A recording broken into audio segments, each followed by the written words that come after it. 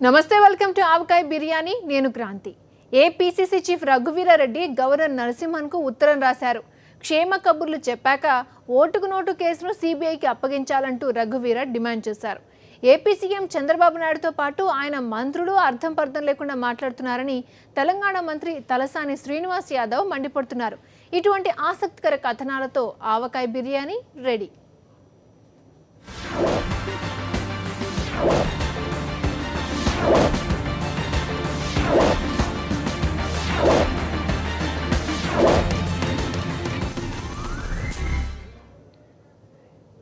తెలంగాణ మంత్రి తలసాని శ్రీనివాస్ యాదవ్ ఏపీ ముఖ్యమంత్రి చంద్రబాబు నాయుడు పైన, ఆయన మంత్రివర్గ సహచరులపైన నిప్పులు చెరుగుతున్నారు.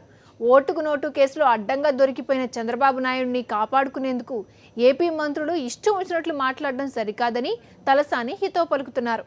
ఏసీబీ పోలీసులకు రాజకీయ నాయకులను అరెస్టు చేసే అధికారం లేదంటూ ఏపీ మంత్రులు తెలిసి తెలియకుండా అబద్ధాలు మాట్లాడుతున్నారని తలసాని అంటున్నారు. చంద్రబాబు నాయుడు ఇప్పటికైనా చౌకబారు రాజకీయాలకు స్వస్తి పలకాలని తలసాని సూచిస్తున్నారు.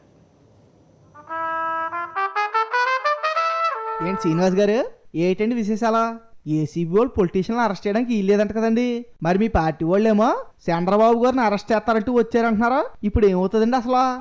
ఏసీబీ అంటే ఆ మంత్రులకు ఏమన్నా మన జ్ఞానము బుద్ధి లేకపోతే ఏమన్నా ఉన్నదా? ఆ మంత్రులు ఏం చెప్తారు? ఏసీబీ అంట రాజకీయ నాయకులను పట్టుకోదంట. అంత కోపం ఎందుకండి? ఏసీబీ వాళ్ళు అసలు ఎప్పుడైనా రాజకీయ నాయకులు పట్టుకున్నారా ఏంటి? ముందే చెప్పండి. ఎన్టీ రామారావు గారు ఉన్నప్పుడు రామచంద్రరావు అనే మంత్రిని పట్టుకుంది ఏసీబీ. 10,000తో దొరికితే మంత్రివర్గం నుంచి తీసింది ఏసీబీ.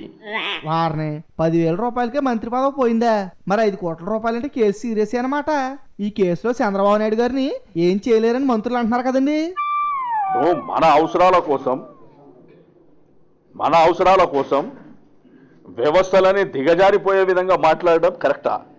నీకు అవసరం ఉంటే ఒక మాదిరిగా మాట్లాడుతావు, నీకు అవసరం లేకపోతే రెండో మాదిరిగా మాట్లాడుతావు.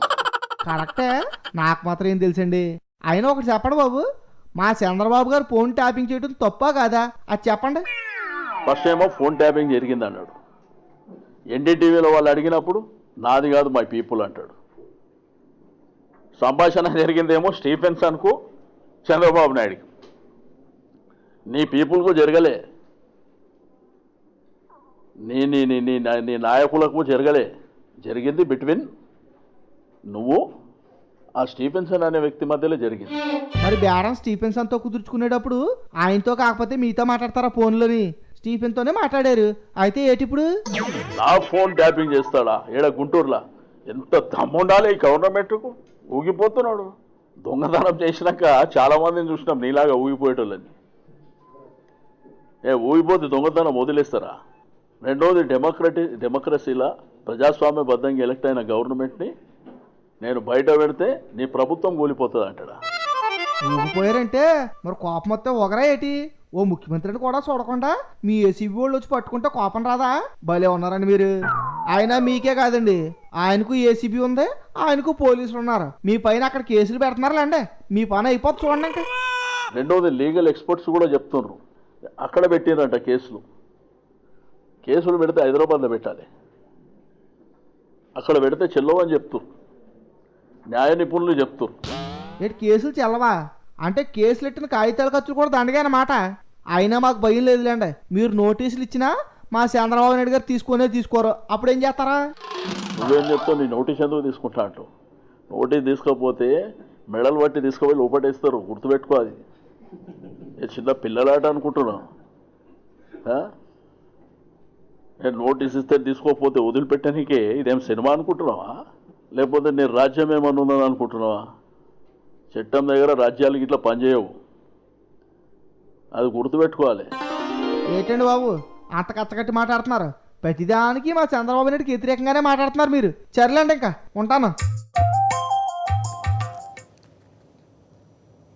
ఆంధ్రప్రదేశ్ కాంగ్రెస్ కమిటీ అధ్యక్షుడు రఘువీరారెడ్డి రాష్ట్ర గవర్నర్ నరసింహన్కు ఓ లెటర్ రాశారు.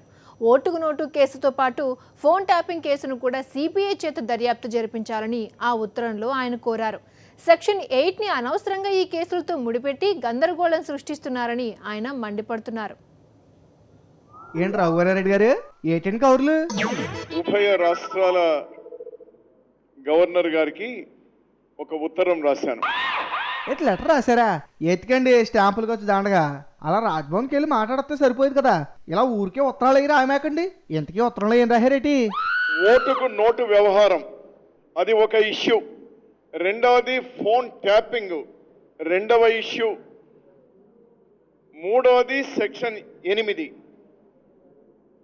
దురదృష్టం కొద్దీ ఇవన్నీ కూడా కలిపి గందరగోళం సృష్టిస్తా ఉన్నారు. అవునండి బాబు, అన్నీ కలగాపులగం చేసి గందరగోళం పెట్టేసినట్టున్నారా? ఇంకా ఏం రాశారు? ఇద్దరు ముఖ్యమంత్రుల్ని మీరు సిబిఐ ఎంక్వైరీ కోసం ఉత్తరాలు రాయండి అని గతంలోనే డిమాండ్ చేశాం పలు సందర్భాల్లో. ఇద్దరు ముఖ్యమంత్రులు కూడా పిరికివారు, ఇద్దరు ముఖ్యమంత్రులు కూడా దోషులు, ఇద్దరు ముఖ్యమంత్రులు కూడా ఒకరి మీద ఒకరు కక్ష తీర్చుకోవడానికి ప్రయత్నం చేస్తున్నటువంటి సందర్భం స్పష్టంగా గోచరం అవుతా ఉంది. అమ్మా, అంత పని చేశారా? ఎటు సిబిఐ ఎంక్వైరీ చేయించమన్నారా? మీరు కూల్గా కనిపిస్తున్నారు కానీ తక్కువలు కాదండి బాబు. ఇద్దరు సిబిఐ ఎంక్వైరీకు కేంద్ర ప్రభుత్వానికి ఉత్తరాలు రాయడానికి ఏ ఒక్కరు కూడా సుముఖంగా కనపడడం లేదు. మొహం సాటేసినారు. ఇప్పుడు ఆ బాధ్యత గవర్నర్ గారు తీసుకోవాలి. మధ్యలో ఆయన ఇరికించారని మాట అద్రింది. ఇంకేం కావాలన్నారు మీరు? గవర్నర్ గారు మీరు ఏమాత్రం ఆలస్యం చేయొద్దండి దయచేసి. ఓటుకు నోటు చంద్రబాబు గారి ప్రమేయం ఎంత, రేవంత్ రెడ్డి గారి ప్రమేయం ఎంత, స్టీఫెన్సన్ గారి ప్రమేయం ఎంత, ముత్తయ్య ప్రమేయం ఎంత, మిగిలినటువంటి వాళ్ళ ప్రమేయం ఏమి ఖచ్చితంగా నిగ్గుదేలాలి. మొత్తం అందరినీ పెట్టేశారు కదా, అంతేనా ఇంకెవరైనా ఉన్నారా? కేసీఆర్ గారు కూడా తెలుగుదేశం పార్టీ తెలంగాణకు సంబంధించినటువంటి ఎమ్మెల్యేలు కొన్నారు లేక ఫోన్ ట్యాపింగ్లు చేసినారు అనేటువంటి మిగిలిన అంశాలు అది కూడా నిగ్గుదేలాలి. కేసీఆర్ వదలలేదు. మీరు శాబాసండి బాబు. అసలు మీ డిమాండ్ ఏంటో చెప్పండి. ఈ రెండు నిగ్గుదేలాలంటే సుప్రీం కోర్టు పర్యవేక్షణలో సిబిఐ ఎంక్వైరీ జరగాలి. అయ్య బాబోయ్, సిబిఐ దర్యాప్తే పాపం టీడీపీకి కష్టం అవుతుందేమో కదండి. దానికి వెంటనే గవర్నర్ గారు ఉత్తరం రాయాలి. ఇది ప్రధానంగా మేము ఉత్తరంలో పేర్కొన్నటువంటి అంశం. ఇప్పటికే గవర్నర్ గారికి చేరింది. అంటే ఇందుకేనన్నమాట మీరు ఉత్తరం మొక్క రాసింది. ఎమ్మెల్యేలు కొనడం అంటే దుర్మార్గమేంటి బాబు, మామూలు విషయం ఏంటి?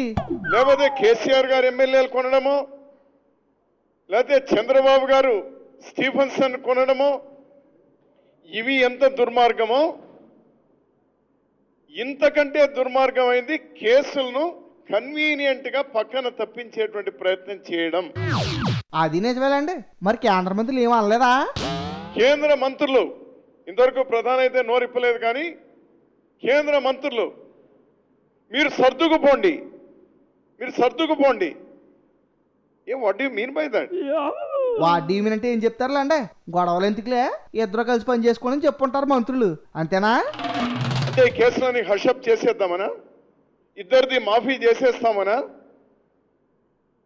జరిగినటువంటి నేరాలు ఎట్లా జరిగినాయి ఇక వాటిని పక్కన పెట్టండి అనా? అంటే కేంద్ర ప్రభుత్వానికి అటువంటి అధికారాలు కూడా ఉన్నాయా? మీరు వ్యక్తిగతంగా ఆ విధంగా మాట్లాడుతున్నారా?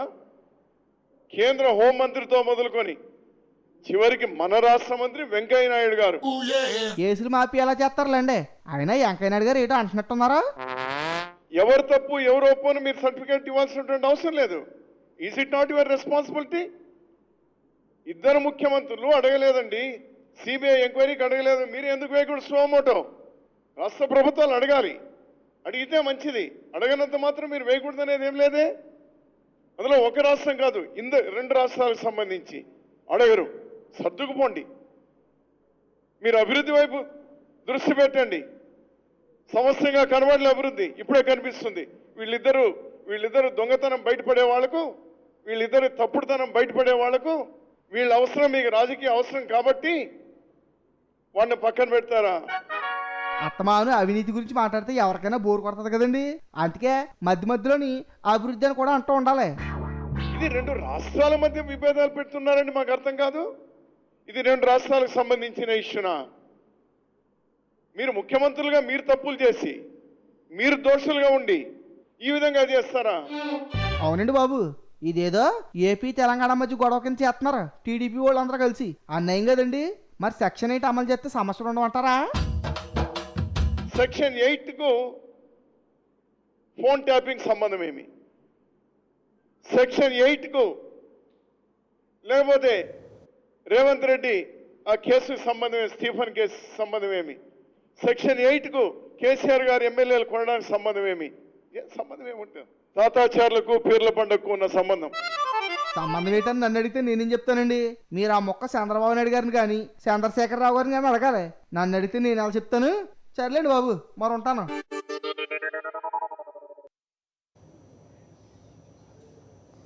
నిత్యం వార్తల్లో ఉంటూ జనాలు బెంబేలెత్తించే రాజకీయ నాయకులే వార్తలు చదవడానికి వస్తే ఎలా ఉంటుంది? భలే తమాషాగా ఉంటుంది. ఇదిగో సీఎం కేసీఆర్ వార్తలు చదవడానికి వచ్చారు. ఆయన ఏం చదువుతారో, ఎలా చదువుతారో చూద్దాం. అన్నట్టు ఇది ఎవరిని కించపరచడానికి కాదు, కేవలం సరదా కోసం చేసిన ప్రయత్నం మాత్రమే.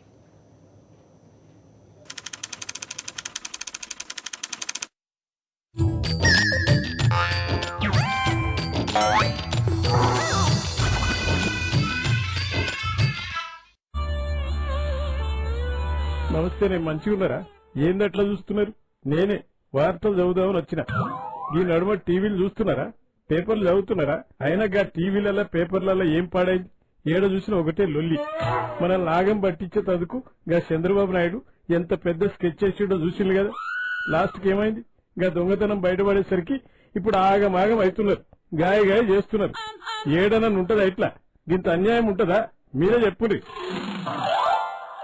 చెప్పినవుతే చందమామ కథలు. ఏ కేసీఆర్, ఒళ్ళు దగ్గర పెట్టుకుని మాట్లాడు. ఆల్రెడీ మా వాళ్ళు బ్రీఫ్డ్ మీ. నీకు పోలీసులున్నారు, నాకు పోలీసులున్నారు. నీకు ఏసీబీ ఉంది, నాకు ఏసీబీ ఉంది. నీకు సిఐడి ఉంది, నాకు సిఐడి ఉంది. నీకు మంత్రులున్నారు, నాకు మంత్రులున్నారు. నీకు ఒక ఛానల్ ఉంటే నాకు చాలా ఛానల్స్ ఉన్నాయి. నీకేమేమి ఉన్నాయో నాకు అవన్నీ ఉన్నాయి. ఇంకా చెప్పాలంటే నీకంటే నాకే ఎక్కువ ఉన్నాయి. నా ఫోన్లు ట్యాప్ చేసే హక్కు నీకెవరిచ్చారు కేసీఆర్? నీ అంతు చూస్తా, కబర్దా. చూసినవి వీడియో. ఇవో చంద్రబాబు నాయుడు, ఏంద్రమైన లొల్లి. మాట మాట్లాడితే నిప్పసుట్టు అంటావు, కానీ మందిర్లలో నిప్పులు పోస్తావు. అసలు మా ఎమ్మెల్యేలతో నీకేం పని రాబై? నాకు అర్థం కాదు. నీ రాజకీయాలు ఏమన్నా ఉంటే నీ స్టేట్ లో చేసుకోవాలి. మహారాష్ట్రంలో నీకేం పని? ఇక నువ్వు చెప్పేటివన్నీ శ్రీరంగ రీతులు, చేసేటివన్నీ లత్కొరి పనులు. ఇజ్జత్ తక్కువ పని చేసి ఏ ముఖం పెట్టుకుని మాట్లాడుతున్నావు? నువ్వెంత మొత్తుకున్నా నిన్ను బ్రహ్మదేవుడే కాదు, దేవుళ్ళంతా సిండికేట్ వచ్చినా ఎవ్వరు కాపాడలేదు నిన్ను. నీ పని కథమే. ఇక ఓ ఏవయ్యా, డబ్బులు బచ్చారనే ఎందుకు అట్లా ఒకటే పరిగారుస్తారు? రాజకీయాల్లో ఇవన్నీ వెరీ న్యాచురల్. ఆ మాత్రం డబ్బులు బచ్చుకుంటే ఇటోళ్ళు అటు, అటోళ్ళు ఇటు ఎట్లా వస్తారు? దాన్ని అడిగితే కార్పొరేటర్ దగ్గర నుంచి ప్రధానమంత్రి వరకు డబ్బులు బచ్చడం మన ప్రజా జీవితంలో ఒక భాగం అయిపోయింది. రోజు మనం సాయంత్రం మందు కొట్టడం ఎంత కామనో, రాజకీయాల్లో కూడా డబ్బులు బచ్చడం అట్టనే భాగమైపోయింది. ఇదేదో కొత్తగా ఇప్పుడే మొదలైనట్లు మాట్లాడితే ఎట్టా? మీకు పని లేదో, మరోలకు పని లేదో. పోతే పోయినవుతీ జాతరకు విన్నారా అన్వే? ఇంకా పటేల్ ఏమంటున్నాడు చూసిల్లా? పైసలు మంచుడు కామన్ అంటున్నాడు. అలా కామన్ కావచ్చు, అందరు అట్లనే ఉంటురా? గల ఎమ్మెల్యే ఏం చేసాడు? పెళ్లికి పోయినట్లు పోయి నోటికొచ్చింది మాట్లాడి అడ్డంగా దొరికిపోయాడు. బాస్ అని బాసును కూడా ఇరికించాడు. ఇప్పుడు చంద్రబాబు నాయుడు ఏం చేస్తున్నాడే? చేసిందంతా చేసి పైల్వాన్ లెక్క మా మీదకే ఫైటింగ్ వస్తున్నాడు. వేశావులే పోపు. ఏ కేసీఆర్, ఇక్కడ మా వాళ్ళు బ్రీఫ్డ్ మీ. నాకు నోటీసులు పంపిస్తే నీకు నోటీసులు పంపిస్తాను. నా మీద కేసు పెడితే నీ మీద కూడా కేసు పెడతాను. ఆల్రెడీ సిట్ ఏర్పాటు చేశాను. సిఐడిని కూడా రంగంలోకి దించాను. అసలు దీనికి అంతటికీ కారణం ఆ వైఎస్ఆర్సీపీ. కేసీఆర్ నన్ను ముప్పు తిప్పలు పెడుతుంటే ప్రతిపక్షం తమాషా చూస్తోంది. దీన్ని నేను తీవ్రంగా ఖండిస్తున్నాను. ఏంటంటే మీరు ఖండించేది కాకరకాయ? ఏంటిది నాకు అర్థం కాదు. ఏమిటి చంద్రబాబు నాయుడు ఏం మాట్లాడుతున్నారు మీరు? ఆడలేక మధ్యలో ఓడనట్లు మీరు తప్పు చేస్తే దానికి తగుదలమ్మా అంటూ మేము మొత్తం పలకాల. డబ్బులు వంచింది మీరు, దొరికిపోయింది మీరు, ఫోన్లో మాట్లాడింది మీరు, మన వాళ్ళు బ్రీపుడు మీ అని ఎవరికి అర్థం కాని భాషలో మాట్లాడింది మీరు, కుట్ర పన్నుతూ అడ్డంగా దొరికిపోయింది మీరు. మీరు తప్పు చేసి ప్రతిపక్షాలను తిడతారేంటి? నాకు అర్థం కాదు. బొత్స ఏం మాట్లాడుతున్నావు? ఖబర్దార్, మీ గుండెల్లో నిద్రపోతాను. పెట్టినవుతీ గుర్రు. ఇగో చంద్రబాబు నాయుడు ఎంతమంది గుండెలలో నిద్రపోతారో భయ్ నాకు అర్థం కాదు. రామేశ్వరం పోయిన శనేశ్వరం దప్పదన్నట్లు వార్తలు చదువుదామని వస్తే ఈయన కూడా మోపైంది. ఇక ఇట్లయితే నేను వార్తలు ఎట్లా చదవాలా? ఇక ఇది కాపు చేద్దాం, మంచి మంచి వార్తలతోని మళ్ళీ ఒకసారి వస్తా.